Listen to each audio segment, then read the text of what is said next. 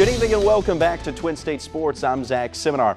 As expected, the University of Mississippi will officially notify the NCAA of its intentions to appeal sanctions handed out to the Rebel football program, and the university plans to do that later this week, according to the latest reports.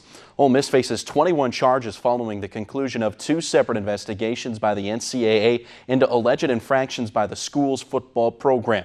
Once the formal submission of appeal is recognized by the NCAA, a 30-day window will open for Ole Miss to prepare its appeal.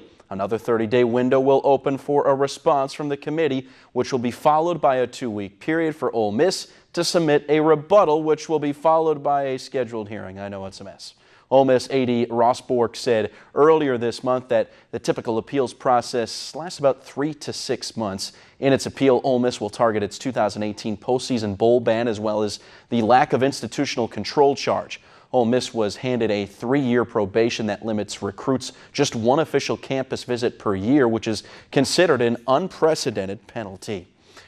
Early this morning, it was an unusual start time for the Rebels, who were hosting Southern Miss. Check out those ugly holiday sweaters being worn by the Mississippi coaching staff. The Rebels, they got on the board first. Medina Muhammad working off the screen for the pull-up J. Then Muhammad would add some range to her jump shot. The triple try Rebels would build a 7-point advantage. But here come the Golden Eagles. Heavy traffic down low. Megan Brown, no problemo. USM within 5. More Megan Brown moments later. This time on the baseline, a hand right in her grill, but she drills it.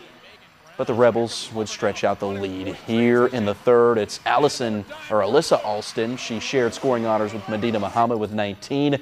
Then Alston finds promise. Taylor on the lob pass. Rebels take care of business on their home court, 68-59. But Coach Insel wasn't very satisfied afterwards. We just had some individuals that decided they didn't care about guarding anymore. And we'll go back and watch that on film. And I'm sure they know who they are. And you can't get lackadaisical and start thinking about how many points I can score. You start thinking about how Ole Miss continue to improve. And you got to keep guarding every possession, and you got to get better every single possession. I thought we had some individuals just took plays off. And we're going to address that in film.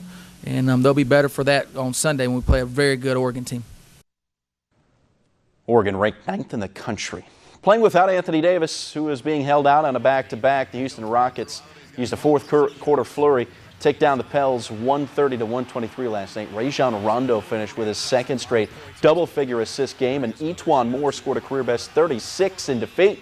New Orleans will host Milwaukee tomorrow night. Anthony Davis, he's listed as questionable for tomorrow's tilt. Can you hear me now? Good. Verizon and the NFL have signed an agreement to live stream football games on cell phones. Customers on other mobile networks can get in on the action as well. Starting in January, anyone with a smartphone will be able to watch live games in their local market as well as nationally televised matches, the playoffs, and the Super Bowl. NFL Commissioner Roger Goodell says this will give millions of fans additional ways to follow their favorite sport. The games will stream through 3 apps, Yahoo Sports, NFL Mobile, and Verizon's Go 90. And also a check on Mississippi State trying to keep their perfect season alive. They fall to Cincinnati 65-60.